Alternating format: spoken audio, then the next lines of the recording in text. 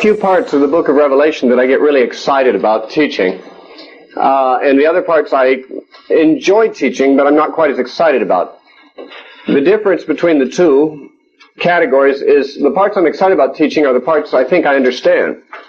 And for a long time, I didn't think I understood much of the book of Revelation at all. You know, I haven't been raised with the typical futurist ideas about the book of Revelation and putting it all off to the future. It was all going to be in a future tribulation. It was pretty easy to teach the book. No one could prove you're wrong, because if you're going to say, well, this is going to happen in the future, only time will tell whether you were right or wrong. And maybe that's one of the reasons that the futurist view is so popular, because the people who hold the futurist view don't have to worry about identifying the prophecies as relating to anything that's ever happened. They can just say, well, this has yet to happen, and only time will tell if they're right or wrong.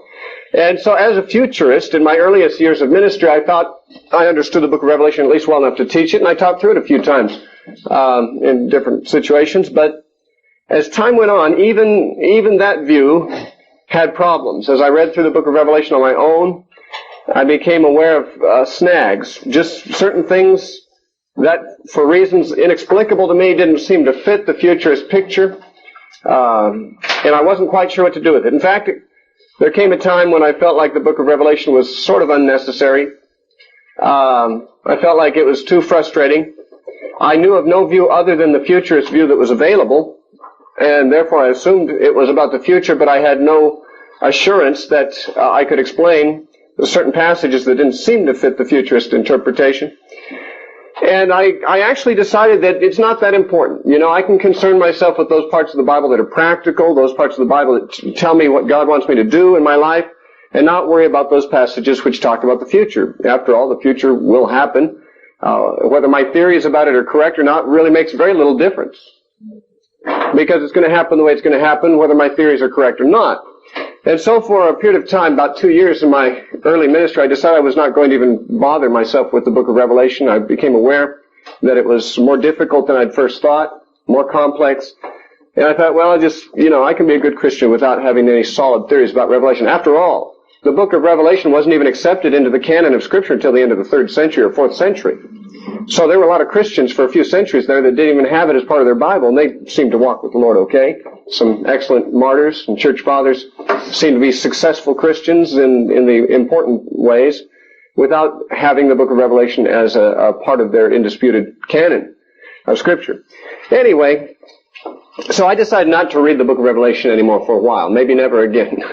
I had no problem when people said, well, what do you think about Revelation? And saying, I don't know. It doesn't really matter a great deal what I think about it, does it? And let's talk about things more relevant. But as time went on, though I did not change my opinion about the need to study the book of Revelation, as I studied the rest of the Bible, as would inevitably happen, I became more familiar with those portions of the Bible from which the images in Revelation are taken.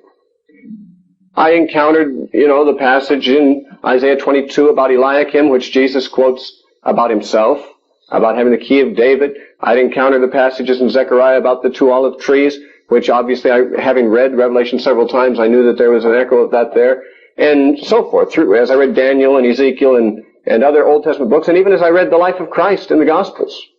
There were many things that attracted my attention back, even against my wishes, to the book of Revelation. And piece by piece, certain portions of the book of Revelation began to make sense to me. The first chapter I really came to feel that I understood, and I still feel like I understand it. It's chapter 20. But apart from the 7 letters to the 7 churches at the beginning, and chapter 20, I felt quite sure I didn't understand any of the rest of it. And as the years went by, another chapter came to be sensible to me, and that was chapter 12. I thought, well, I'm doing pretty good. Piece by piece, maybe I'll understand this whole thing. Well, today I still don't understand the whole thing, but much more of it makes sense to me now than it did 15 years ago. And the passage that is before us is one of the passages that now seems crystal clear to me. Although 5 years ago it was in the category of those passages that I couldn't make any, clear sense of. I now feel like I understand completely what this particular passage is about. There's still much in the book of Revelation I don't understand, and after I've explained what I think it means, you may feel like even this is in the category of passages I don't understand. But you can make your own judgments about this. We yesterday read chapters 4 and 5 of Revelation, which I have identified as the opening vision of the second segment. The second segment of Revelation runs from chapter 4, verse 1 to chapter 8, verse 1, and is mainly concerned with a scroll with 7 seals upon it, and the breaking of those seals. The scroll, as I understand it, had all 7 seals positioned along the edge, so that probably all 7 seals had to be broken first before the book could even begin to be opened. Now, you might get the opposite impression as you read chapter 6, because every time a seal is broken, something appears to the view. And one might get the impression that when a seal is broken, the book opens a little ways, and this is what comes out. And then you break another seal, and you open a little further, and something else comes out. In which case, the things that we read of in chapters 6 and 7 would be the contents of the book, gradually unfolding as each successive seal is broken. The way I understand it at the present, and this is not, of the details of this chapter, this is not one of the things I'm the most positive about, but I believe that all 7 seals have to be broken before the book even begins to be opened, and therefore, it's not until chapter 8, verse 1, where the 7th seal is broken, that we begin to see the book opened, and we get to see what's inside. And what is inside, therefore, is what begins at chapter 8, verse 1, the series of 7 trumpets, 7 trumpet judgments. But prior to the book being opened and prior to the trumpet judgments, we are introduced successively as each seal is broken. We're getting closer and closer to being able to open that book. And each time one seal is broken, we are introduced to something, some concept, some characters, something that's going to play a major role in the unfolding story. In chapter 4, John was caught up into heaven. He saw, first of all, a throne, and him that was set upon it, that was God. He described briefly what the throne and what God looked like, and then he talks about some of the attendants around the throne that he saw. There were 24 elders and 4 living creatures, whose descriptions are also briefly given, but not in enough detail for us to be certain as to who or what they represent. I have suggested, along with many commentators, that they may represent the redeemed, in the case of the 24 elders, since there were 12 patriarchs and 12 apostles. The number 24 may suggest the people of God, the redeemed, the church of both the Old and the New Testament, or may not refer to that. But that's a theory, fairly widely held, and it may be true. The 4 living creatures, I suggested, may represent creation. And so that the songs that are sung by the 24 elders and the living creatures would represent the creation and the people of God, singing the praises of God together. It says in Psalm 19, the heavens declare the glory of God, and the firmament shows forth his handiwork. So the creation does praise the Lord, and so do the redeemed, so does the church. And that may be, at least tentatively, a good enough working interpretation of the 24 elders and the 4 living creatures. I also suggested some commentators feel they don't represent anything in particular. They simply round out the picture of the courtroom. They are witnesses, jury, or whatever, that belong in the court picture, and that function in the book of Revelation sort of like the chorus in a Greek play. They're not really actors in the drama, but they make announcements, and they restate things, and they carry the plot forward. And it's possible, as some have suggested, that these attendants around the throne have no more significance than that. At any rate, far more significant than the 24 elders or the 4 living creatures is the Lamb. In chapter 5, the vision continues without interruption. And the one sitting in the throne has a scroll in his hand with 7 seals upon it. And a loud angel, a strong angel with a loud voice cries out, "Who is worthy to open the scroll and to break the seals?" And I suggested to you that this is a courtroom scene. Some petitioner has come to the king asking for justice to be done on their behalf, asking to be avenged of some criminal acts that have been done against them.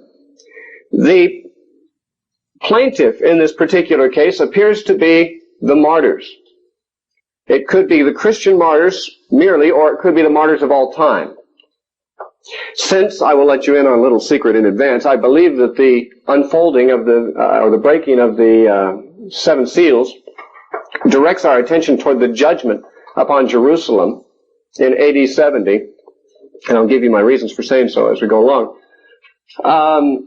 And since Jesus said that the blood of all the righteous martyrs, from Abel to Zechariah, who had been slain by their Jewish countrymen, would come upon this generation, he said, in Matthew 23, indicating that the judgment for all the bloodshed of all martyrs of all time was going to be punished upon the heads of the people of that generation. We, I think, best can understand that as having its fulfillment 40 years after he uttered it in 70 AD when the judgment came upon the Jews in Jerusalem and destroyed their city and their temple and their religious system and many of their lives, millions of them. Now, if this is the right picture, then the plaintiff here is perhaps the martyrs of all time, including Christian martyrs since the time of Christ, who are saying, God, how long is it going to be before you set things right, before you avenge our blood upon those who dwell on the land? And perhaps before John arrived on the scene, we are to assume that the arguments have been heard, the lawyers for the defense and for the prosecution have already spoken their last word, if there are any such lawyers. But now the judge has a sentence to hand down. The trial is over, as it were, and all that remains is for the sentence to be announced. And so the judge has in his hand the sealed orders for the execution of the sentence, and he has, okay, who's going to open this? Who's going to be the executioner? Who's going to carry out this sentence? And the angel announces, who is worthy to do this? And nobody in heaven or earth or under the earth or in the sea was worthy to open the book or loose the seals. And John wept much and said, boy, I thought I was going to see something really spectacular here, and nothing's going to happen. And one of the elders said to him, don't weep. The Lion of the tribe of Judah has prevailed to open the book and to break the seals. And John looked up and he saw a lamb. This is the first time in the book of Revelation that Jesus is referred to as a lamb. A sacrificial lamb at that. A lamb as though it had been slain. So the sacrifice of Christ is that which is pointed to here as that which makes him worthy. He was slain by whom? By the same people who slew the martyrs. A lamb that had been slain. Now here's a lamb that's got a complaint too. Somebody killed him. An innocent lamb. Now the difference between him and the other martyrs is that he was just that, an innocent lamb. The martyrs, though they may not have deserved death at the hands of their murderers, were not fully innocent people. They were sinners like everybody else and deserved to die. The wages of sin is death, and even the most righteous people deserve to die. Therefore, although they were unjustly put to death, they could hardly claim that they didn't deserve to die. Jesus, however, was not only unjustly put to death, but he didn't deserve to die at all. He was innocent. He was like a lamb without spot, without blemish.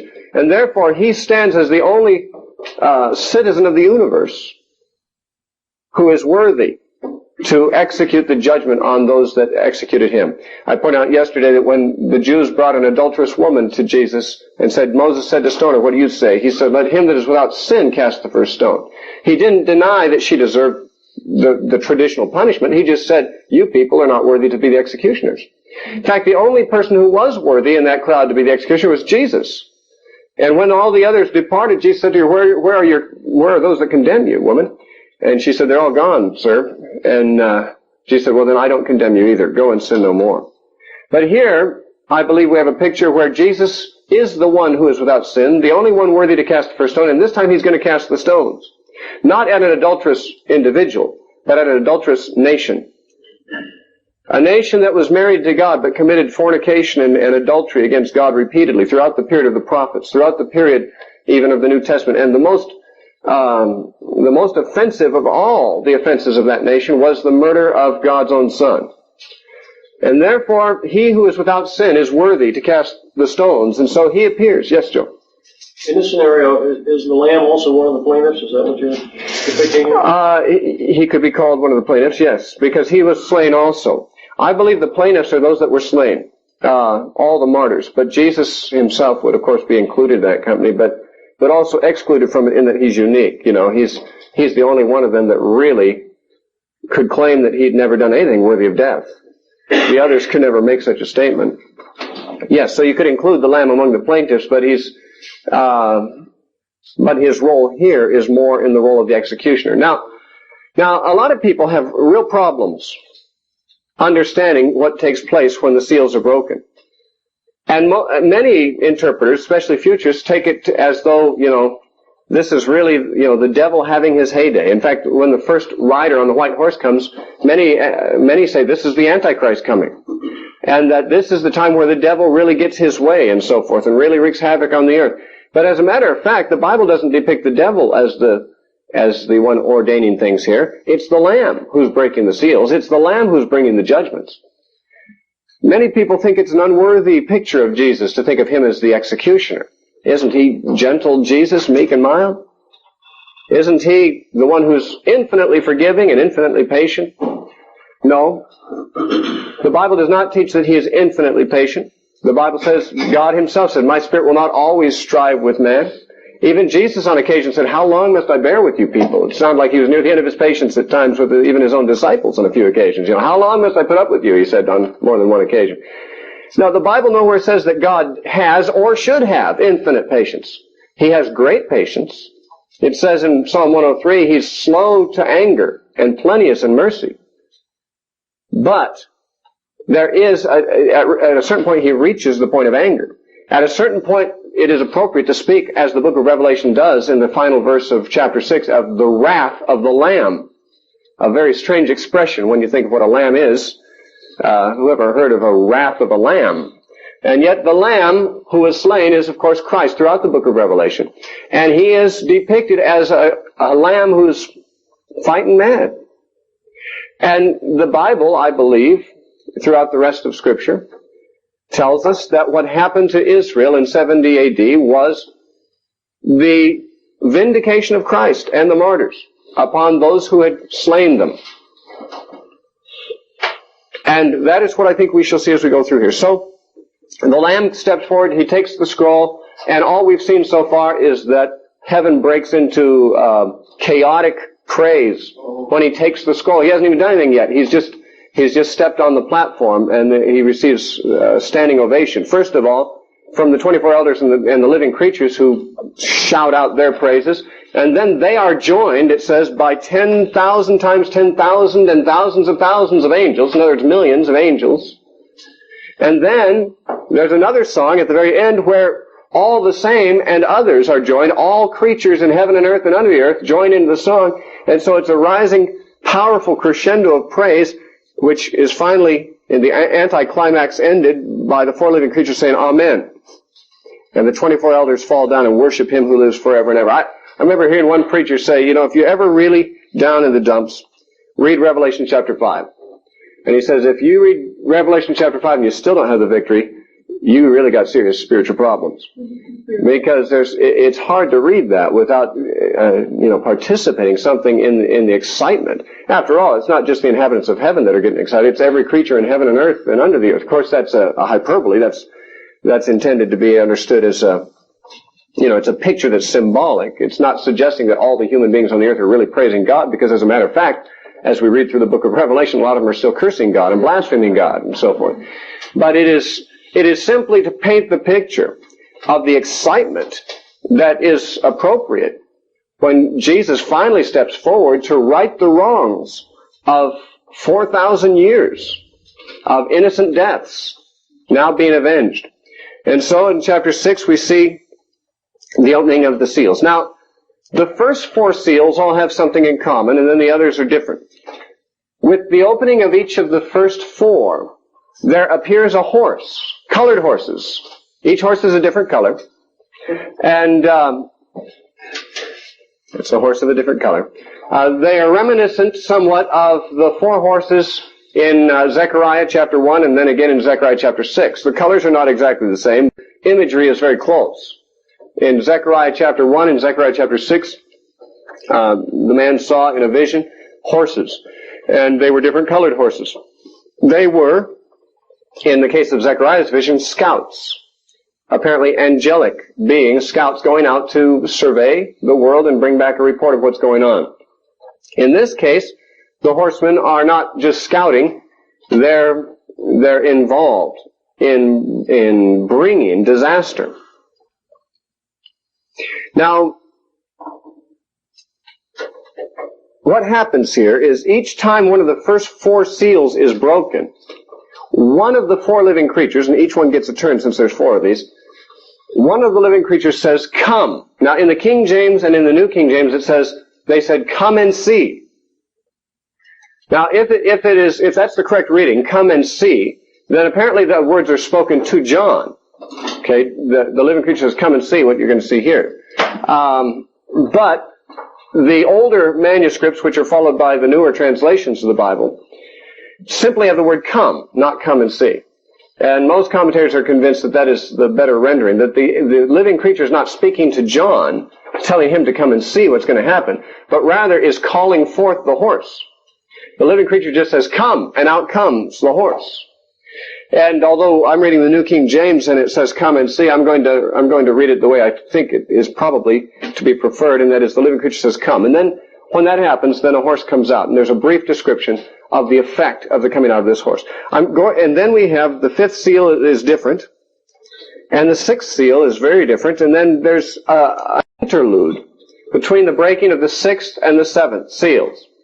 This is fairly characteristic of the structure of the book of Revelation. As we went through the outline of the book at the beginning in our introduction, I pointed out that most of these series of 7s include an interlude or an interruption between the 6th and the 7th of the series. That is the case here. In this case, chapter 7, the entire chapter 7 is the interlude. We have 6 of the 7 seals broken in chapter 6 in rapid succession. Chapter 7 provides an interlude before we have the breaking of the 7th seal, and that takes place in chapter 8, verse 1.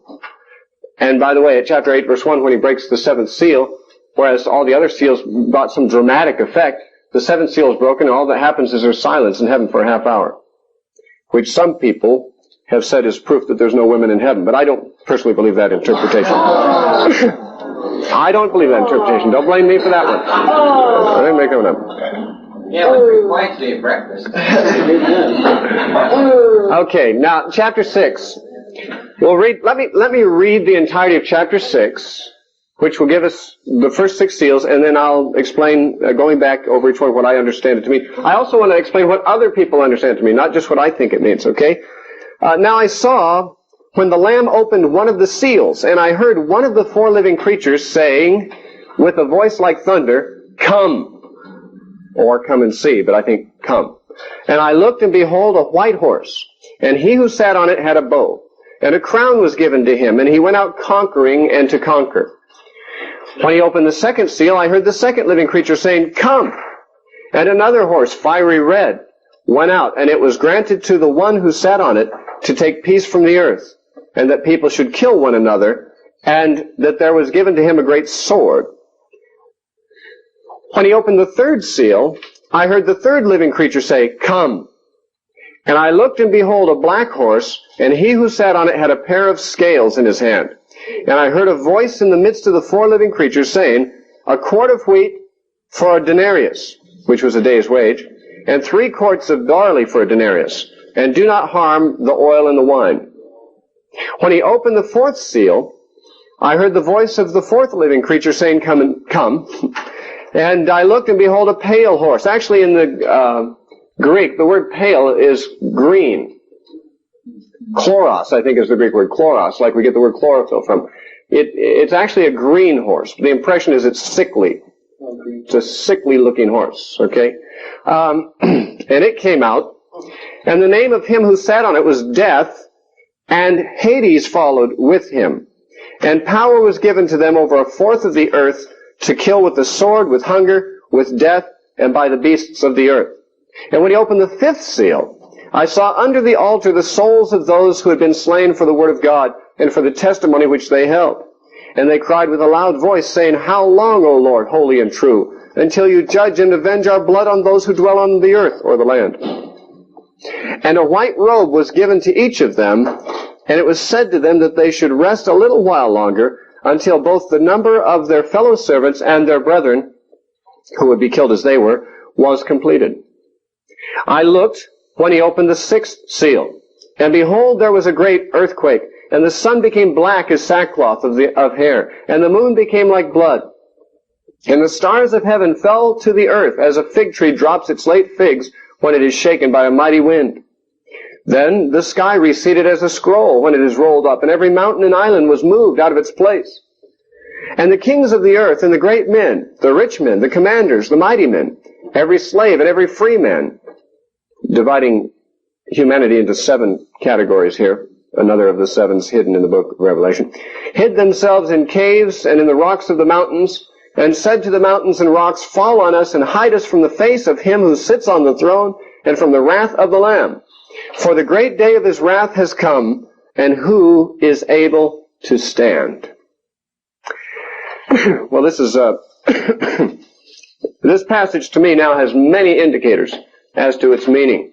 At one time, I had not yet really put together the cross-references that belong to it. Also, I had never had the opportunity until recent years to read the works of Josephus.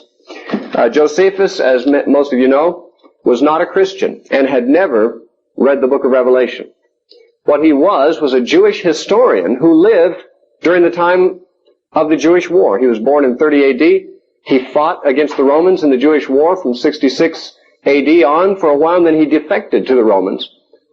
When the Romans besieged Jerusalem in 70 A.D., Josephus served as an interpreter for Titus, the Roman general, and tried to persuade the Jews within the city to surrender because he saw that their plight was hopeless and they could never beat the Romans, and so he tried to persuade his countrymen to surrender. On one occasion, they threw something heavy down on him, hit him on the head, and he was knocked out. But he recovered. And later on, when the war was over, of course, he was a witness to all the carnage and everything that took place there. And when the war was over, he went back with the Romans to Rome. He was commissioned by the emperor to be the official historian of the Jewish nation. And he wrote his histories, which are preserved for us, fortunately, in these volumes. Here, I have it in 1 volume. You can buy it in 3 volumes or whatever. Why get 3 volumes when you can get it in 1, I say. He wrote 2 books of significance. One is called Antiquities of the Jews, where he covers all of Jewish history from Cain and Abel on, up to his own time, which is the 1st century.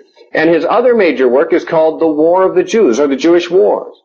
And that is a book devoted entirely to a description of what happened in the Jewish War in 66 A.D. to 70 A.D. in the fall of Jerusalem. And therefore we are indebted to Josephus more than any other historian for detailed information about what really happened in 70 A.D. And though he was not a Christian and was not the slightest bit influenced by the book of Revelation, many of the things that he records as having taken place have remarkable parallels with things that are predicted in the book of Revelation. Now, we saw that the book of Revelation claims to be predicting things that must shortly come to pass from the standpoint of the writer and his readers. Jesus said, these things must shortly come to pass. The time is near, and so forth.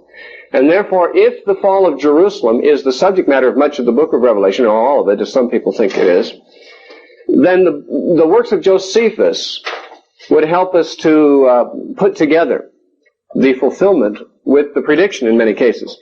Now, as you are, I'm sure, aware, if you've ever studied the book of Revelation anywhere else, like read any of the popular books or heard radio teachers on it or sat under a pastor on it, the likelihood is great that you were exposed to the futurist view, which is the most popular view these days. The futurist view sees these things as belonging to a future tribulation period of 7 years. They believe that at chapter 6 we have the beginning of the 7-year tribulation. One of the things that always puzzled me when I held the futurist view, which also includes the assumption that the book is mostly literal and fairly chronological, was that we have what looks like the end of the world. When the 6th seal is broken, we have a great earthquake, the sun becomes black as sackcloth, the moon becomes like blood, the stars of heaven fall to the earth, the sky recedes like a scroll. It sounds like not only the end of the world, but the end of the universe. And yet it's quite early in the book of Revelation. And if it is a reference to the end of the universe, then it must certainly not be a chronological record of things, because there's so much that happens after this. Now, I have come to the conclusion that this is all apocalyptic language, and it is not talking about the end of the universe. And of course, we've been exposed to some of that in the Old Testament prophets and even in the Olivet Discourse. We'll talk more about that later. But as a futurist, I have a few other problems. For one thing, we have all the islands disappearing. In verse 14, every mountain and every island was moved out of its place. However, later on, in chapter 16 and verse 20, we have all the islands going away again. Chapter 16, verse 20 says, and every island fled away, and the mountains were not found. Strange. When we lost them all back in chapter 6, they must have grown up again by the time chapter 16 came along. And there were other things like that. Destruction of things complete. Well, even the end of the sun and the moon and the stars seems to be referred to here. Does it not? In verse 13, the stars of heaven fell. Verse 12, the sun became black and all. And yet, later on in chapter 8, when the trumpets are blowing, in verse 12 it says, and the fourth angel sounded, and a third of the sun was struck, a third of the moon, and a third of the stars. But if all the stars fell to the earth, back in chapter 6, and if the sun and the moon had been, fully extinguished in chapter 6, which a literal and chronological interpretation would assume to be the case, then it seems strange that a third of the sun, moon, and stars could be affected 2 chapters later.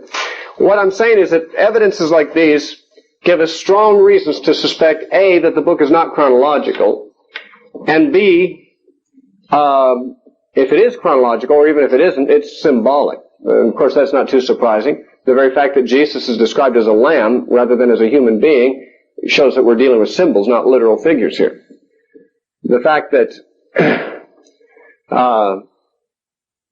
we're going to encounter Satan described as a dragon rather than as a spirit, or a city described as a harlot, or whatever. Things like that in the book of Revelation should tip us off right away. We're dealing with symbolic pictures here. We're not dealing with literal descriptions of the way things are happening. We're dealing with symbols that are graphically depicting some literal truth, but in a symbolic mode. And so the question has to be, what is the symbolism referring to? Now, let's look at the 4 horsemen first of all, since they come first. The first horseman is on a white horse. The theories have been numerous as to who this horseman is. The futurist dispensationalists generally say this horseman can be none other than the Antichrist. What is said about it? I saw in verse 2 a white horse. He who sat on it had a bow, and a crown was given to him, and he went out conquering and to conquer. Now, since they believe we're now introduced to the last 7 years of history, which they believe will be dominated by one political figure named Antichrist, and if that is the time frame, and here is a person going out and conquering all over the place, they say this must certainly be the Antichrist. Of course, that identification with the rider on the white horse as the Antichrist depends fully upon a futurist assumption and also on the idea that there is an Antichrist who dominates the final years of history. Those assumptions are far from established, in my opinion, and therefore it bothers me a little bit when commentators on this subject just say, well, this clearly has to be the Antichrist because this is the last 7 years and the Antichrist is going to rule the world and so forth. And they're starting with certain premises that I don't accept as biblically established. A more reasonable view, it seems to me, is that the rider on the white horse is Christ himself, but not seen in the second coming. It's much too early for that. Some believe this is a reference to Christ going out from heaven. He was seen as a lamb in chapter 5, but he's seen as a rider on a white horse in chapter 6, going out to execute the judgment that is the sentence of the court upon Jerusalem. In favor of this, we have a number of considerations. One is, of course, he's on a white horse, and later on, in chapter 19, Jesus is seen also on a white horse, and there's no one who questions that that's Jesus, because the person on the white horse in chapter 19, his name is called the Word of God, and he's King of Kings and Lord of Lords, and there can't be anyone but Jesus there. And the fact that this rider, too, is on a white horse makes for a believable identification of the two figures. It doesn't necessarily prove it to be true, because a white horse could simply be a symbol of victory or of a conqueror. Conquerors often rode on white horses. It is possible, of course, for this white horse rider to be a different one than the one in chapter 19. If chapter 19 is picturing Jesus as a conqueror, and this is conquering, is someone else at a different time as a conqueror, it is possible that it is not Jesus, even though both are on white horses. But this is a theory. Now, The objection to this theory that the dispensationalists usually bring is that this can't be the same writer that's seen in chapter 19, because the writer in chapter 19 is conquering with the sword that proceeds out of his mouth. Here, however, this one has a bow in his hand, and therefore he must not be the same person. To my mind, that is splitting hairs. After all, this writer does have a sword also. It says there was given to him, where does it say that? Oh, no, it's the next writer has a sword. Sorry about that. There's a sword in the next writer, but no one says that that's Jesus. No one says that the rider on the red horse is Jesus. And yet he has a sword like the writer in the chapter 19 does. What we have is someone with a bow and apparently arrows too. In fact, some have suggested that Jesus went up to the throne where we saw the rainbow. God had unstrung his bow and hung it up there after the flood. And Jesus, when he's ready to vindicate the martyrs, walks up there and takes the bow, and says, okay, let's put the string back on the bow and go to war again against God's enemies. Whether that's the imagery here or not, we couldn't prove. It's an interesting suggestion and no more. But to suggest that Jesus might have a bow and arrows is not unfitting in view of certain Old Testament statements, like that found in Psalm 45. Psalm chapter 45, which is a psalm to the Messiah, and is quoted in the New Testament as being about the Messiah. Hebrews chapter 1 quotes this psalm as being about Jesus. And Psalm 45, 3 through 5, it says, "Gird your sword upon your thigh, O mighty one, with your glory and your majesty. And in your majesty ride prosperously because of truth, humility, and righteousness. And your right hand shall teach you awesome things. Your arrows are sharp in the heart of the king's enemies. The people fall under you." Now this is clearly a reference to Christ riding forth in victory, riding forth prosperously. He has a sword at his side, but he also has a bow and arrows. So the fact that one writer in Revelation 19 is said to have a sword, and this one is said to have a bow, certainly doesn't mean that the two can't be the same. It's not inconceivable for one writer to have both a sword and a bow, an arrow. In this case, Jesus in Psalm 45 is said to have both. In the book of Habakkuk, which is not very often quoted in connection with Revelation, there is a song or an ode to God sung by the prophet. It's written like a psalm. And in Habakkuk chapter 3 and verse 9, he says to God, well, actually starting at verse 8, "O Lord, you were displeased with the rivers. Was your anger against the rivers? Was your wrath against the sea, that you rode on your horses, your chariots of salvation? Your bow was made quite ready. Oaths were sworn over your arrows. You divided the earth with rivers. The mountains saw you and trembled. The overflowing of the water passed by. The deep uttered its voice and lifted up his hands on high. The sun and the moon stood still in their habitation. At the light of your arrows they went. At the shining of your glittering spear." Now here is God coming forth in war. Now what is Habakkuk actually predicting here? If you recall, the book of Habakkuk predicts the Babylonian captivity, and particularly the invasion of Jerusalem by Babylon. Habakkuk's book is entirely about the coming of Nebuchadnezzar and the Babylonians to destroy Jerusalem. Therefore, it is most likely that this song is a figurative description of the destruction of Jerusalem by Nebuchadnezzar, which destruction in 586 BC, by the way, resembled very closely the destruction of Jerusalem again later in 70 AD by the Romans. In most of its features, it paralleled it. But notice, if Habakkuk is, as it seems, talking about that in this apocalyptic kind of imagery, he talks about the destruction of Jerusalem by the Babylonians in terms of God riding on his horse with a bow in his hand, making the sun and the moon stand still, which is not the exact same image as we have in Revelation, but is certainly a comparable one. It affects the heavenly bodies. This is exaggerated apocalyptic symbolism. But what I would point out to you, if Habakkuk, in a psalm of victory, of God's victory, can identify the armies of Nebuchadnezzar as God's armies, or as God himself coming against Jerusalem because of its wickedness and bringing judgment upon it, Cannot almost identical imagery be used in the book of Revelation if it were referring about the similar destruction of Jerusalem at the hands of the Romans? The answer would seem to be yes, we could justify using that kind of imagery. Whether that is what Revelation is talking about or not is yet to be established.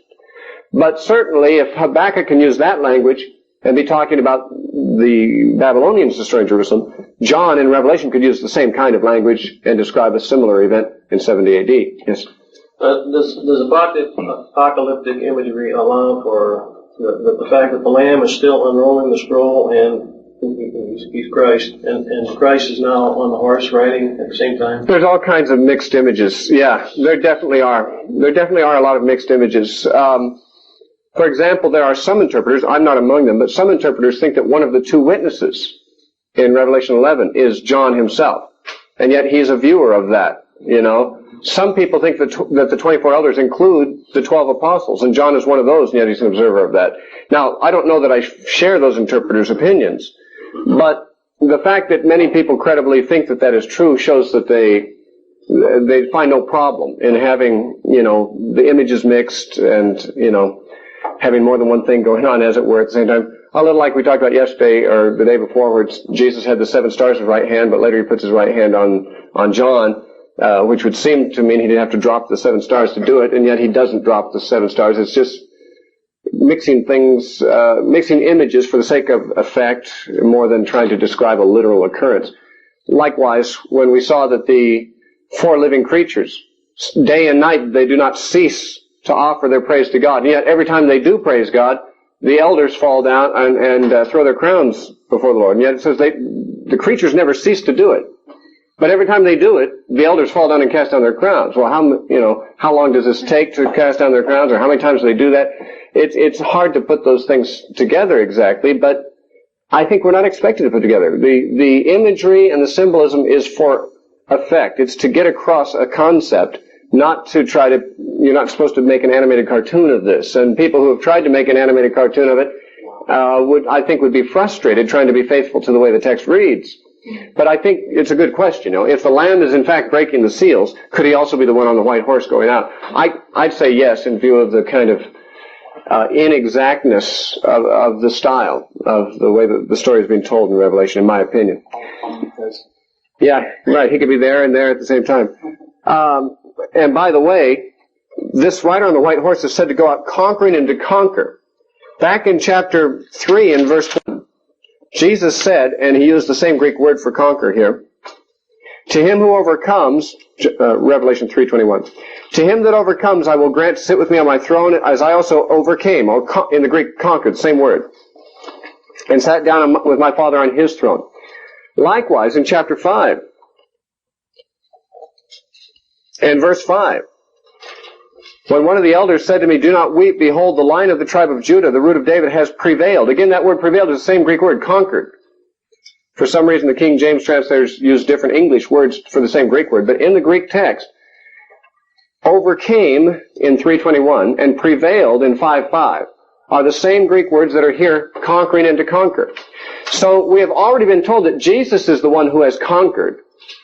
Jesus is the one who has conquered and is seated on his Father's throne and so forth. So there is another way to connect this rider to Jesus. Now, it seems, therefore, most likely to me that the rider in the picture is Jesus, going out as the one who's about ready to execute this judgment. And the way he does so is explained in the following breaking of the 7 seals. It's amplified on. Let me just say there's another possible interpretation which I used to hold when I held to the progressive parallelist view of Revelation, if you remember what that was. That is the view that there are 7 segments of the book of Revelation that are all parallel to each other, and it's a widely held view, and at one time I thought it was the best view available. I don't hold to it anymore.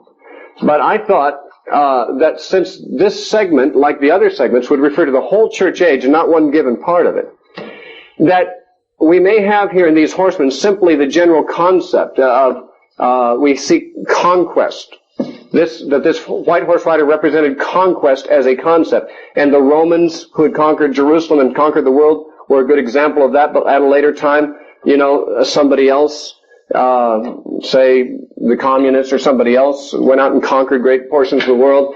and that the idea here was not of any particular historical event, but just the concept of God using conquerors to carry out his purposes in the earth. Likewise, the red horse had to do with civil wars, and the black horse had to do with famines, and the green horse had to do with just death and devastation. And that, and by the way, those who hold to the progressive parallelist view pretty much take this approach, that these seals, when they're broken, and these horsemen that come out, don't represent future or past particularly, but just the whole reality of the cycles of history that God uses to carry out his purposes inexorably, and pointing out that God is the one who sovereignly brings these out. As we see each time one of these horses comes, it's in response to a call from one of the heavenly spokesmen, from one of the living creatures. Come, and he comes, which suggests that God is the one bringing these things forth. The idea here, under this view, would be that we're just seeing here a description of God's sovereignty in the cycles of political history, and that Jesus is in fact on the throne through it all. Now, if you hold to the progressive parallel view, that actually is a very sensible explanation of this. However, there is a better one, in my opinion. I believe that is the preterist view. That we have here Jesus going out to conquer those enemies who were not only his own enemies, but the enemies of all of his people, all of the faithful remnant, all the prophets, all the righteous who have been slain from Abel to Zechariah and beyond. That this is his going out in judgment, which historically took place in AD 70. Now, there is not enough in verse 2 to confirm that understanding. I bring to my interpretation information from the rest of the chapter, as we shall see as we go now through. The second horseman comes out, and he is red. In verse 4, it says, he went out, and it was granted to the one who sat on this horse to take peace from the earth, and that people should kill one another, and there was given him a great sword. A sword is a symbol of war, generally speaking. And this horseman takes peace from the earth, or possibly from the land. Remember, the word earth in the Greek can be translated land, and in many cases should be. The question of whether it should be here or not, of course, depends on whether you see this as a universal thing happening in the end of time, or as something localized in Jerusalem and Israel at the beginning of the church age. I am inclined to the view that the word should be translated land here. It is, the peace is taken from the land. Jerusalem and Israel had enjoyed, like all the vassals of Rome had, the Pax Romana, the benefits of the Roman peace for a long time. But what happened in 66 AD was there was a revolution. The Jews revolted against the Romans, and that brought the Roman troops down upon them in 66 AD, and a bloody battle ensued for 3.5 years, which eventually ended up with the Jewish state being destroyed. The Jews lost. And in the course of that, not only were the Jews fighting against the Romans, which was their main enemy, there were times, especially during the siege of Jerusalem, where Josephus tells us that the Jews were fighting among themselves. Even when the city was under siege from the Romans on the outside, 3 or 4 warring factions of Jews within the city were fighting each other. And as one, group were shooting at the Romans over the wall, they were attacked from the rear by their own countrymen who were killing them off. I mean, this was insanity, but we'll find out why they acted with this kind of insanity when we get to chapter 9. But the point is, peace was certainly taken away from the land. And that's how this all begins. This is where the judgment begins, is when peace is taken away from the land, where the Jewish war begins. Let me read to you something in Josephus. This is in his War of the Jews book. And if you have the same edition that I do, it's easy to find. It's page 627. If you don't have the same edition, it'll be on a different page, but I can give you the reference. It's book 2 of War of the Jews, chapter 18, paragraph 2. The War of the Jews is broken up into several smaller books, and this is book 2, chapter 18, paragraph 2. Let me just read a bit of this. It says, every city was divided into 2 armies, encamped one against another, and the preservation of the one party was in the destruction of the other. So the daytime was spent in shedding of blood, and the night in fear, which was of the 2 the more terrible. For when the Syrians thought they had ruined the Jews, they had the Judaizers in suspicion also, and so on, so on. Let me skip down a little bit down almost to the bottom of the page here. It was then common to see cities filled with dead bodies, still lying unburied, and those of old men mixed with infants, all dead, and scattered about together. Women also lay amongst them, without any covering for their nakedness. You might see then the whole province full of inexpressible calamities, while the dread of still more barbarous practices which were threatened was everywhere greater than what had been already perpetrated. This is just a snippet, but, Josephus has the whole book about this war of the Jews, but this tells us that at certain points, even every city was divided into two warring camps. So basically, no matter where you were in the land of Israel, whatever city you lived in, you could count on it. You're going to be facing bloodshed. And most of the cities were full of dead bodies, brutally slain.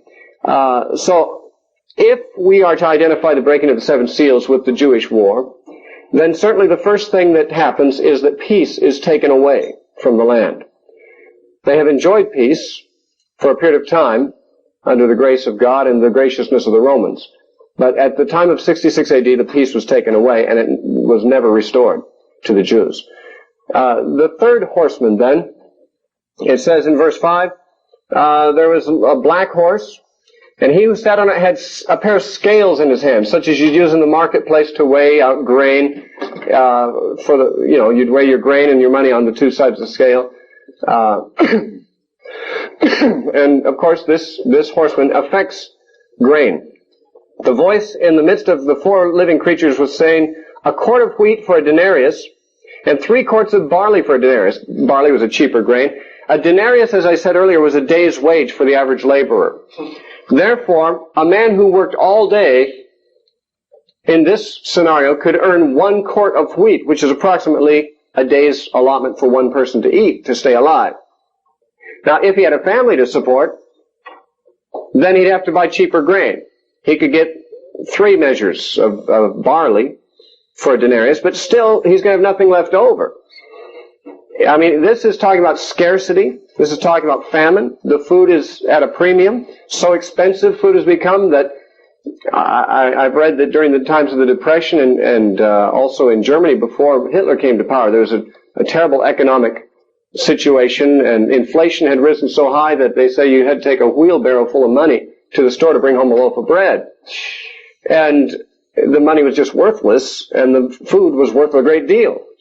And here, scarcity and probably famine are in view. Let me again read to you from Josephus. For those of you who have, again, the same edition as I do, this is in page 719. But those of you who don't, it's in his War of the Jews, Book 5, Chapter 10, and paragraph 2.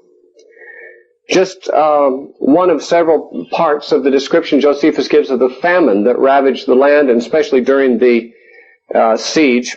He says, many there were, this is down just at the very end before paragraph 3 begins. Many there were indeed who sold what they had for 1 measure. It was of wheat, if they were of the richer sort, or of barley, if they were poorer. When these had so done, they shut themselves up in the inmost rooms of their houses, and they ate the corn that they had gotten. Some did it without grinding it, by reason of the extremity of the want they were in. And others baked bread of it according as necessity and fear dictated to them. A table was nowhere laid for a distinct meal, but they snatched the bread out of the fire, half-baked, and ate it very hastily. There's far more description by Josephus of the famine conditions. At least in one case, he knows of someone who ate their own children. They were so starved. Other times, which we'll read of later, he talks about, people breaking into any house that was closed up because they suspected that if the windows and doors were closed, someone was eating inside and had hidden some food, and they'd break in and they'd practically tear the food out of people's throats, and sometimes they'd even kill the people out of anger that they'd kept the food to themselves. And it became crazy. In the same book, Book 5 of Josephus, Chapter 13, and paragraph 6, which is found on page 725 of my edition that I'm reading, 726. Let me read something here. This is interesting because you might wonder, why does it say in Revelation 6:6, do not harm the oil and the wine? Some feel that this means that this calamity will come upon them during the time of the year where the grapes and the olives were the source of oil, and the grapes source of wine, where the grapes and the olives were being harvested, and therefore there was no shortage of those, though the grain which was needed to sustain life was gone. Oil and wine are luxuries. You can live on grain without oil and wine, but you can't very well live on oil and wine without grain. And so some think that this refers to the calamity coming at the time of the fruit harvest and the olive harvest. However, there's another possibility. Let me read to you what Josephus said happened here. Speaking of a particular person, a man named John, not one of the Johns in the Bible, just another John, he raised an insurrection within the city. He says, this man, this is the bottom of page 726, this man who was a Jew seized upon what were the donations of foreigners, that is, donated to the temple, and said to those who were with him that it was proper for them to use divine things while they were fighting for the divinity, without fear, and that such whose warfare is for the temple should live of the temple, on which account he emptied the vessels of that sacred wine and oil, which the priests kept to be poured on the burnt offerings, and which lay in the inner court of the temple, and distributed it among the multitude, who, in their anointing themselves and drinking, used each of them above and in of themselves. He writes kind of strange here. And here I cannot but speak my mind, and what the concern I am under dictates to me, that it is this. I suppose that had the Romans made any longer delay in coming against these villains, the city would either have been swallowed up by the ground opening upon them, or been overflowed by water, or else been destroyed by such thunder as the country of Sodom perished by, for it had brought forth a generation of men much more atheistical than were those that suffered such punishments. For by their madness it was that all the people came to be destroyed. Here's something interesting. Josephus says, the generation that came under the Roman gun, that came under the Roman judgment, was worse than those people who suffered fire from heaven, or floods, or whatever, or the ground opening up. They're likened to the people of Sodom, the people of the flood, the people of Korah's rebellion. It's interesting that Jude, I believe it's in Jude, that he talks about those who had crept in unawares were like Korah. They had participated in the rebellion of Korah, though Josephus hadn't read Jude.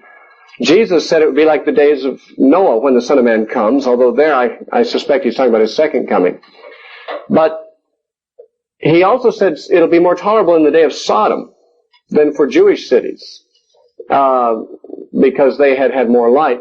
Josephus was unaware of any of these statements, but he himself thought that Sodom was not as guilty as this generation. It's interesting that he refers to it as this generation. A generation as corrupt as this, he says. Jesus, of course, said all these things would come upon this generation. Sometimes I think we have not appreciated how corrupt that particular generation was. Even Josephus, one of themselves, a Jew himself, said that he hardly thought that any breed of people, any nation of people had brought forth such a corrupt generation in all history.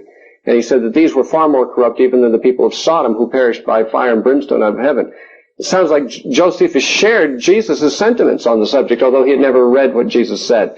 But the interesting thing here is that this Jew named John, who was leading one of the parties that were fighting within the city, actually plundered the temple of its sacred stores of wine and oil, which were used for anointing and sacrifice, and justified it by saying, well, we're fighting for God, so we should live off of the temple things. And some have thought that this may be what is meant when it says, touch not or harm not the oil and the wine. That the third horseman is saying, there's going to be great shortage, but don't dare touch the oil and the wine. It's sacred. Don't succumb to the temptation of looting the temple to get its food. Now, that may not be what's implied here, but it's an interesting thought here. Now, the fourth horseman came out. In verse 8 it says, and I looked and behold a pale horse, or green horse, and the name of him who sat on it was Death. And Hades followed with him. And power was given them over a fourth of the earth, or of the land, to kill with the sword, with hunger, with death, and by the beasts of the earth.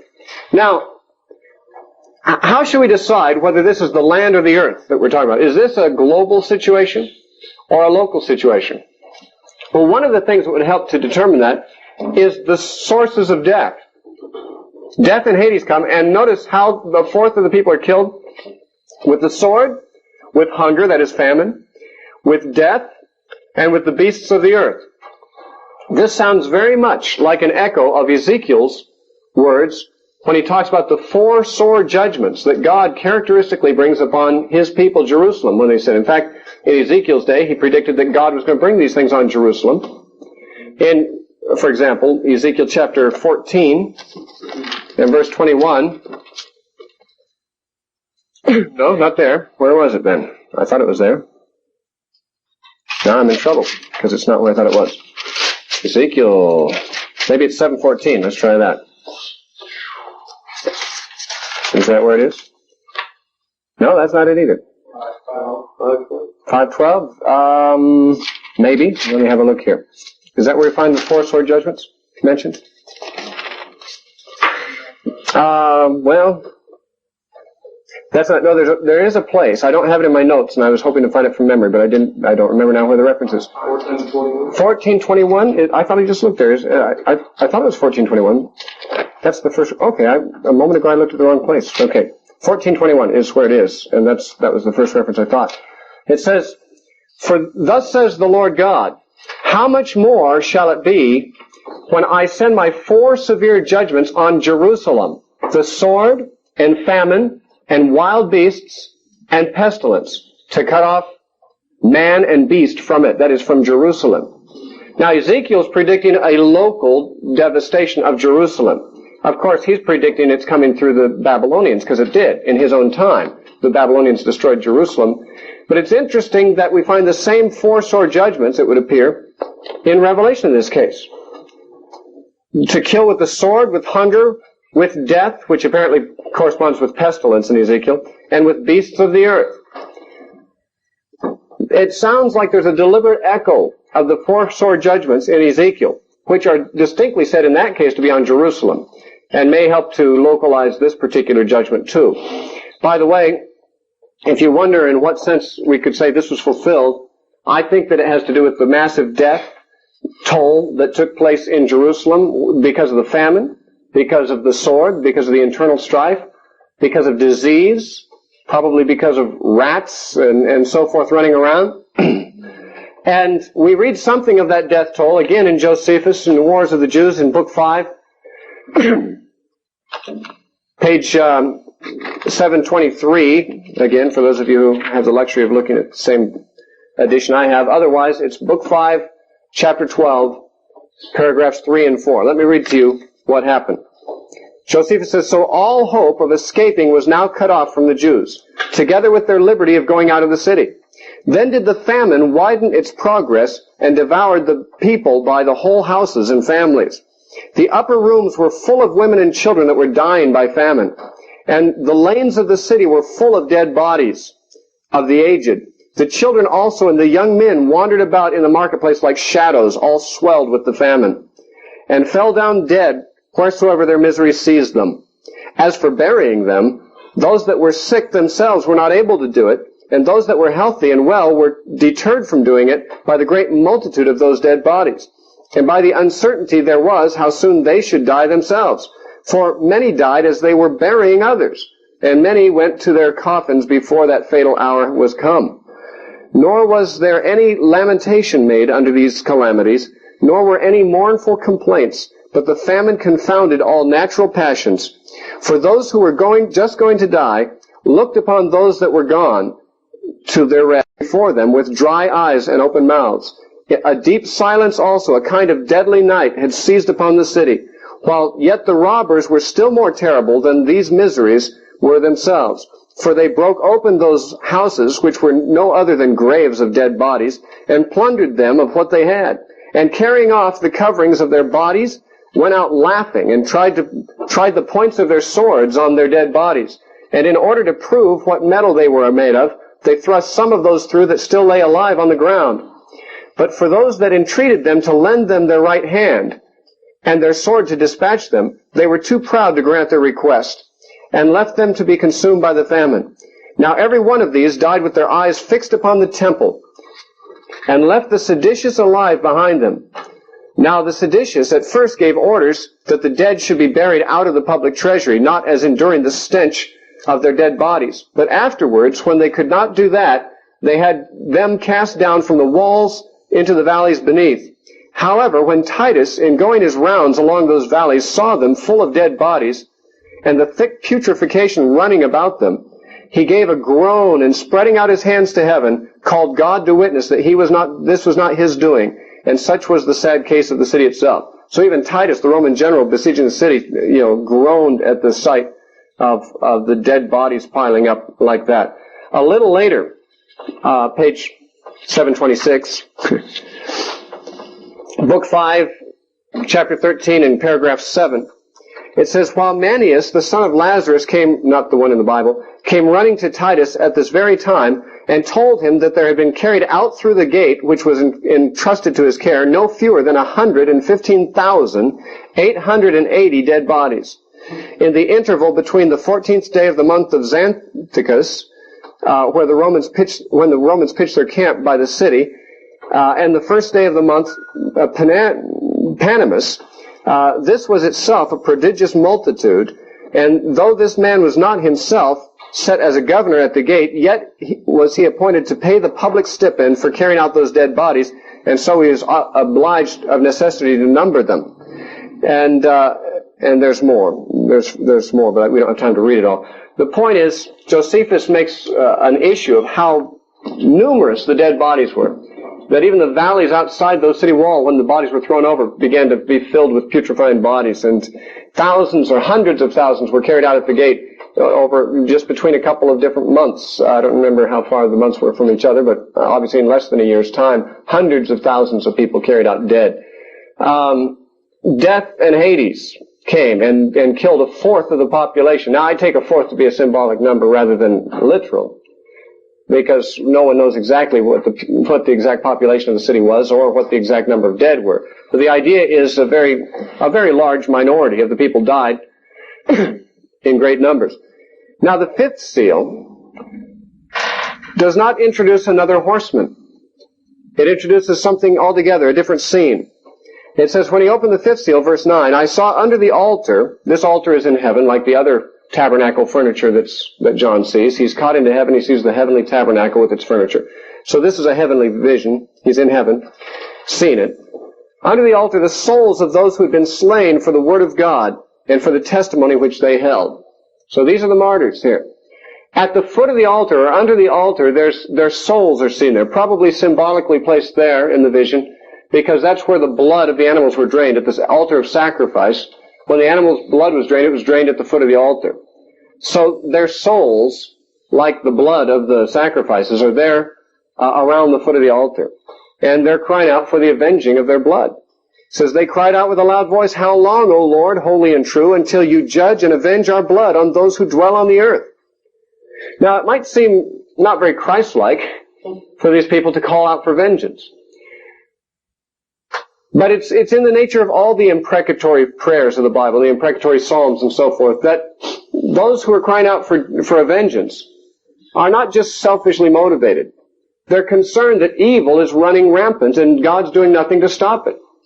Anybody with a Christian conscience and Christian sensibilities wishes that God would do something to put an end to the abuses taking place in our world.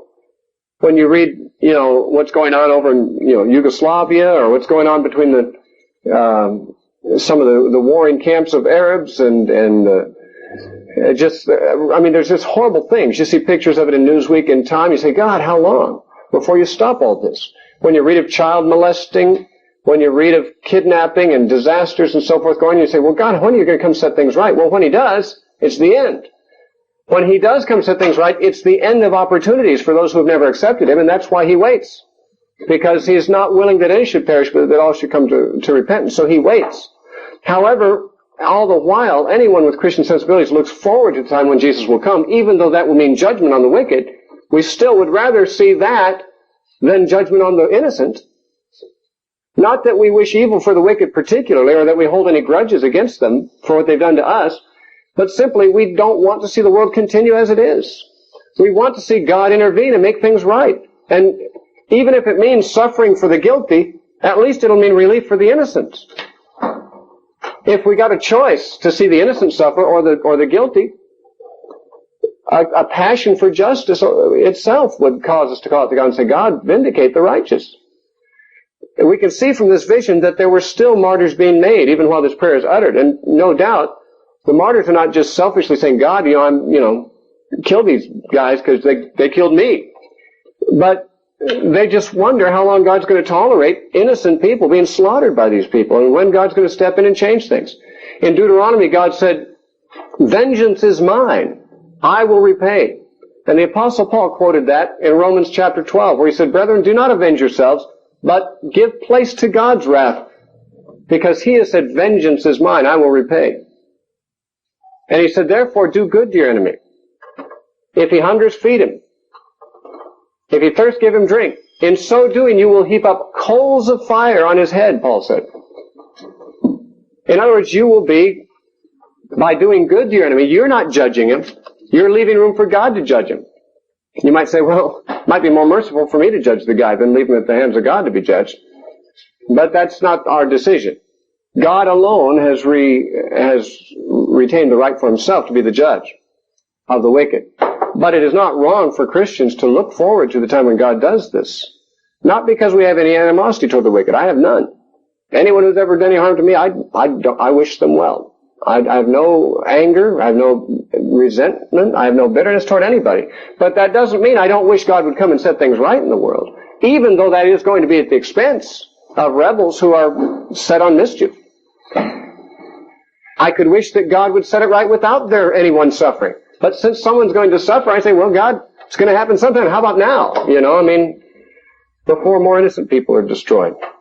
And that is apparently the spirit behind this prayer. Lord, how long before you avenge the blood of the righteous, on those that dwell on the land or the earth? And notice in verse 11, and a white robe was given to each of them, and it was said to them that they should rest a little while longer until both the number of their fellow servants and their brethren who would be killed as they were was completed. So that, it's a little while more. Now notice, it is only a little while. Like everything else in the book of Revelation, it's going to have a near fulfillment. He's not predicting something 2,000 years off. He's predicting something that would be just a little while more. And so the martyrs are promised that. Now, the vision of the martyrs here is no doubt given so that we will understand that even though all these things that the horsemen have brought on have hurt the wicked, they haven't really stopped them from their evil. The final judgment has not come upon them. I believe we read of that final judgment with the sixth seal being broken. And so we read it in verse 12. I looked when he opened the sixth seal, and behold, there was a great earthquake. The sun became black as sackcloth of hair. The moon became like blood, meaning red. The stars of heaven fell to the earth, as a fig tree drops its late figs when it's shaken by the mighty wind. Then the sky receded as a scroll when it is rolled up, and every mountain and island was moved out of its place. And then we have the people crying out for a place to hide. The kings of the earth, the great men, the rich men, the commanders, the mighty men, hid themselves in the caves and the rocks of the mountains, and said to the mountains and rocks, fall on us, and hide us from the face of him who sits on the throne and from the wrath of the Lamb.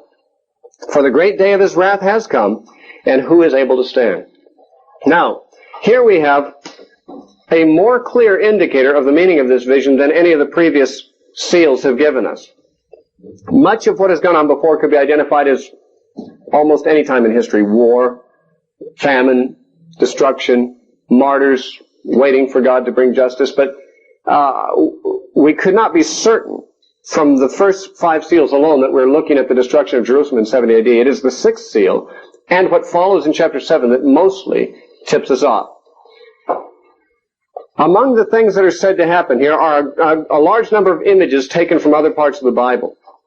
They are symbolic. At least they are in the other parts of the Bible. The sun turns dark. The sun and the moon and the stars are all affected. We have seen repeatedly going through the Old Testament how these images are used. In Isaiah chapter 13 and verse 10, Isaiah 13:10, where Babylon's fall is being described, which happened in pre-Christian times. It says, the sun shall be darkened, the moon shall not give its light, the stars of the air will be darkened also, stars of the heavens. Not literally, of course. what it seems to be suggesting is that the lights are going out over this city, over this nation, because God's going to put their lights out, basically. God is not going to shine upon them anymore. The period where they have been blessed with light from God is over. Now it's time for the darkness of devastation and judgment upon them. And that the writers of the Old Testament frequently use this very imagery, the darkening of the sun, the moon, and stars. In Ezekiel 32, verses 7 and 8, we see it again. This time when the Babylonians are coming against Egypt, it is said that God would make all the bright stars and the sun and the moon dark over Egypt. Just a reference to the judgment coming upon them. And if, passages like that in the Old Testament, of which there are several, weren't enough, we have something from Jesus in the Olivet Discourse. And we talked about the Olivet Discourse, of course, in detail some time ago, which means I don't have time to go into all the reasons for my interpretation of it again at this point. But in verse 29 of Matthew 24:29, Jesus said, immediately after the tribulation of those days, and we know the time frame there because the tribulation of those days mentioned back in verse 21 happens shortly after Jerusalem was surrounded by armies. Again, we can't go over all this again, but the comparison of Luke 21 and Matthew 24 is clear on this. It's when Jerusalem is surrounded by armies that this tribulation comes. And immediately after that, he says, the sun will be darkened, the moon will not give its light, the stars will fall from the heaven, and the powers of the heavens shall be shaken. Imagery almost exactly like that of Isaiah and Ezekiel and Joel and other prophets of the Old Testament, and also essentially the same imagery we have right here. Now, here Jesus uses the imagery of both the sun and the moon will be darkened. Where do we get the imagery of the moon turning to blood? That comes from Joel. And it's quoted in Acts chapter 2 by Peter. On the day of Pentecost, Peter is quoting from the book of Joel as a fulfilled prophecy. That is, he's explaining the phenomenon of his own times with this quote. In Acts chapter 2 and verse 15, Peter says, these are not drunk as you suppose, since it's only the third hour of the day. But this is what was spoken by the prophet Joel. And he quotes Joel, chapter 2. And it says, it shall come to pass in the last days, says God, the last days of Jerusalem, the last days of the Jewish economy, that I will pour out my spirit on all flesh, and your sons and your daughters shall prophesy, your young men shall see visions, your old men shall dream dreams, and on my men servants and my maid servants I will pour out of my spirit in those days, and they shall prophesy. Then it goes on, I will show wonders in heaven above, and signs in the earth beneath, blood and fire and vapor of smoke. The sun shall be turned into darkness, and the moon into blood, before the coming of the great and notable day of the Lord. Now, this great and notable day of the Lord is, I believe, the same day of the Lord mentioned in Malachi. The great and terrible day of the Lord, as Malachi calls it. You know the last verse, or almost last verse in Malachi, which you just studied. He said, I'll send Elijah the prophet before the great and terrible day of the Lord. Well, John the Baptist was the fulfillment of that. And the great and terrible day of the Lord came, as I understand it, in AD 70. That is verse 5, Malachi 4:5. Behold, I will send you Elijah the prophet before the coming of the great and dreadful day of the Lord. Joel calls it the great and notable day of the Lord. Both are the same day, I'm convinced, and that's why Peter quoted Joel on this. Because the great and notable day of the Lord was going to come shortly after the outpouring of the Spirit, according to Joel. And Peter said, this is the outpouring of the Spirit that Joel talked about, and he quotes the passage up through and including the great and notable day of the Lord, which was soon to follow. Associated with it is the symbolic language of the sun being turned to darkness and the moon turned to blood, which is what Revelation 6:12 brings into this picture. But that's not all we've got. Verse 13, Revelation 6:13, and the stars of heaven fell to the earth as a fig tree drops its late figs when it is shaken by a mighty wind. Now, this imagery is taken directly from Isaiah 34, a passage which ostensibly is about Edom, but when we studied it, I point out a great number of factors within the chapter that we would suggest that it's not really Edom, but a symbolic name for Jerusalem. In the book of Revelation, chapter 11 and verse 8, Jerusalem, the city where the Lord was slain, is symbolically called Sodom and Egypt. And apparently in Isaiah, there's a couple of places where it seems to be symbolically called Edom also, in order to portray the fact that those that the Jews considered to be enemies, those that the Jews considered to be unclean and wicked nations, actually were no worse than Jerusalem herself. She could symbolically be called by their name too. And we saw in Isaiah 63, for example, Jesus coming from trading the grapes in Edom, which is really, as you read the passage on, more likely to be a passage about his destruction of Jerusalem. Here also, in Isaiah 34, is a prophecy that is ostensibly about Edom. He says in verse 5, "My sword shall be bathed in heaven. Indeed, it shall come down on Edom." In connection with that, we have this description. In verse 4, Isaiah 34:4, "All the host of heaven," meaning the stars, "shall be dissolved, and the heavens shall be rolled up like a scroll. And all their hosts," meaning the stars, "shall fall down as the leaf falls from the vine, and as the fruit falling from a fig tree." The very same image is taken up here in Revelation. Now, whether we understand Isaiah 34 as being about Jerusalem or about Edom, that is, whether we take Edom literally or figuratively there, both would have to be historic events, because Edom perished. There is no Edom. It hasn't been around since the 1st century.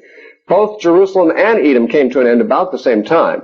Therefore, the reference to rolling up the heavens like a scroll and all the stars falling, whether it refers to the destruction of Edom or of Jerusalem, it must not be literal, because the end of the universe did not transpire at the destruction of Edom or at the destruction of Jerusalem.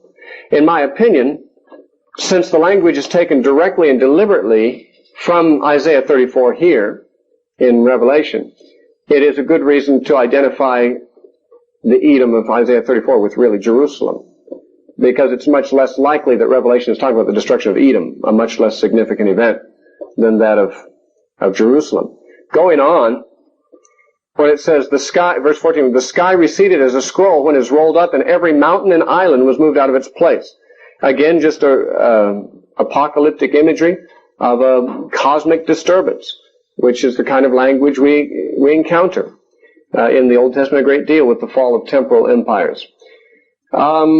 Verse 15, "All these people that are mentioned in this verse hid themselves in caves and in the rocks and the mountains," rocks and the mountains, "and said to the mountains and rocks, 'Fall on us and hide us from the face of him who sits on the throne and from the wrath of the Lamb.'"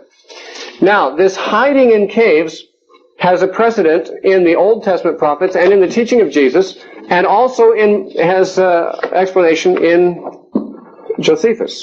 I'll take what Josephus says first, and then I'll show you the other scriptural passages.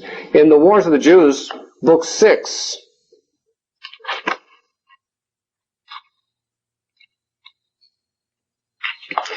book 6, chapter 7 and paragraph 3. Josephus says, So now the last hope which supported the tyrants and that crew of robbers who were with them was in the caves and caverns underground, from which, if they could once fly, they did not expect to be searched for, but endeavored that after the whole city should be destroyed and the Romans gone away, they might come out again and escape from them. This was no better than a dream of theirs, for they were not able to lie hid either from God or from the Romans. However, they depended on these underground subterfuges and set more places on fire than did the Romans themselves. And those that fled out of their houses, thus set on fire into the ditches, they killed without mercy and pillaged them also. And if they discovered food belonging to anyone, they seized upon it and swallowed it down together with their blood also. Nay, they were now come to fight one with another about their plunder. And I cannot but think that had not their destruction prevented it, their barbarity would have made them taste of even the dead bodies themselves. Anyway, Josephus tells us that the last refuge for the inhabitants of Jerusalem when the Romans were breaking in was the caves and dens of the earth, which is kind of interesting in view of the fact that here, when the great destruction is described, although in symbolic language, we read of them hiding themselves in caves and in the rocks of the mountains, saying, hide us from this wrath. Of course, they're portrayed as saying, hide us from the wrath of the Lamb. That is not what these people literally said. They didn't recognize it as the wrath of the Lamb. The book of Revelation is giving us an interpretation of the event. It is the wrath of the Lamb that is coming upon them, albeit through the Romans. But let me show you where the language comes from originally. If you look back at Isaiah chapter 2,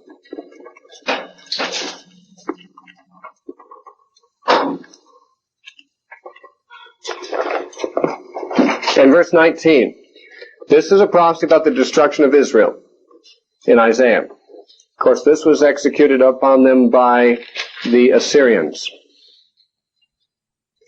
Now I take that back. It's not Israel, it's Judah. It's Jerusalem. Yeah. This is a prophecy of destruction upon Jerusalem in Isaiah 2. And in verse 19 it says, they shall go into the holes of the rocks and into the caves of the earth from the terror of the Lord and the glory of his majesty when he arises to shake the land or earth mightily. Okay? Now, Isaiah predicts a time when the Jews in Jerusalem, to escape the wrath of God that's coming upon them, which in Isaiah's case was the Assyrians coming against them. It was the wrath that was described. They would go into holes and caves of the earth. Very similar to this. In Hosea, chapter 10, in verse 8, Hosea is talking about destruction upon Israel, the northern kingdom, and Samaria. And he says in verse 8, also the high places of Avon, the sin of Israel, shall be destroyed. The thorn and the thistle shall grow on their altars. They shall say to the mountains, cover us, and to the hills, fall on us. Which suggests they'll be in such terror when these armies of the Assyrians come that they'd rather die under a landslide or an avalanche than fall into the hands of their enemies. But more specially related to this particular statement in Revelation is a statement that Jesus made in Luke chapter 23. Some of you remember it because we've looked at it before in other connections. But Jesus was carrying his cross to Golgotha. And out from Jerusalem came certain women weeping for him, probably paid mourners. You know, the professional mourners. Maybe not. But in Luke 23:27, it says, and a great multitude of the people followed him, and women who also mourned and lamented him. But Jesus, turning to them, said, daughters of Jerusalem, do not weep for me, but weep for yourselves and for your children. For indeed the days are coming in which they will say, blessed are the barren and the wombs that never bore, and the breasts that never nursed. Then they will begin to say to the mountains, fall on us, and to the hills, cover us. For if they, that is the Romans, do these things in the green tree, which is Jesus, what will be done to the dry tree, which is Jerusalem? That is, if Jesus, who's a valuable and worthwhile person, is being treated this way by the Romans, how will Israel, a dry, dead, fruitless tree, be treated by them? That's what he's saying. He's predicting the destruction of Jerusalem in 70 AD. He says, these women, you and your children, worry about yourselves, don't worry about me. You're the ones who are going to really be sorry.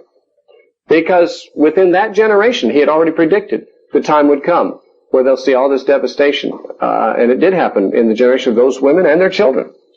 He said, weep for yourselves and your children, because the day's going to come when they're going to say, blessed are those who didn't have any children. Why?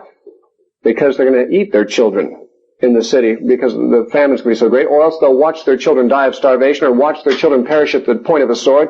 I mean, wouldn't you rather not have children at a time like that than to watch them die in such a manner? Now, this is not talking about the last days. This is talking about 70 AD. And at that time, Jesus says, they will say to the mountains, fall on us, and to the hills, cover us. The very words that are found here in Revelation chapter 6, as if deliberately repeated from the mouth of Jesus, where he said it about 70 AD. Now, the last point I want to make, of course, is in the last verse of chapter 6, Revelation 6:17. They say, for the great day of his wrath has come. And notice this question, who is able to stand? The answer to that question is in chapter 7, in the interlude. The wicked are suffering at the hands of the Romans. They say the wrath of the Lamb has come. Who will be able to stand? There is an answer to that question. It's a rhetorical question that implies the answer nobody, but that's not the right answer. There are some who will survive it. A remnant of Jews, and they are depicted in the 144,000 in chapter 7, as we shall see next time.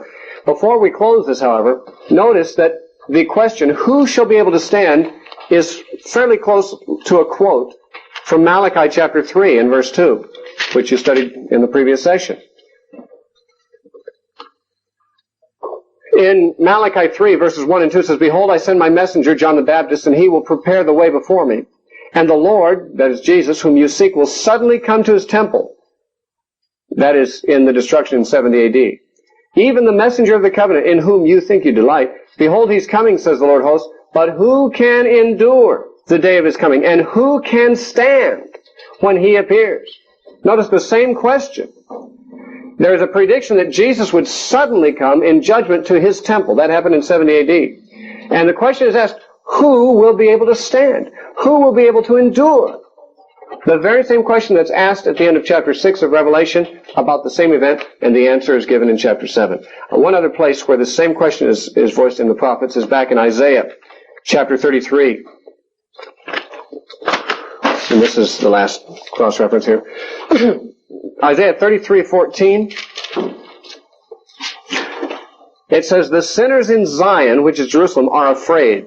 Fearfulness has seized the hypocrites. They say, who among us shall dwell with the everlasting fire? Who among us shall dwell with everlasting burnings?" In other words, who's going to stand when God's fiery judgment comes upon Jerusalem? Who can dwell? Who can live? Who can survive these everlasting flames of God's wrath? The answer, he who walks uprightly and speaks righteously and speaks uprightly. He who despises the gain of oppressions, who gestures with his hands, refusing bribes, who stops his ears from hearing of bloodshed, who shuts his eyes from seeing evil. He will dwell on high. His place of defense will be the fortress of the rocks. Bread will be given to him, and his water will be sure. This, too, is a parallel, although not quite as close to one as Malachi 3 is, to this statement. When God judges Jerusalem, the wicked say, who can stand? Who can endure? The answer is the righteous can. And that's what we see described in the vision in chapter 7 of Revelation, which we'll have to come to in our next class, which is this afternoon.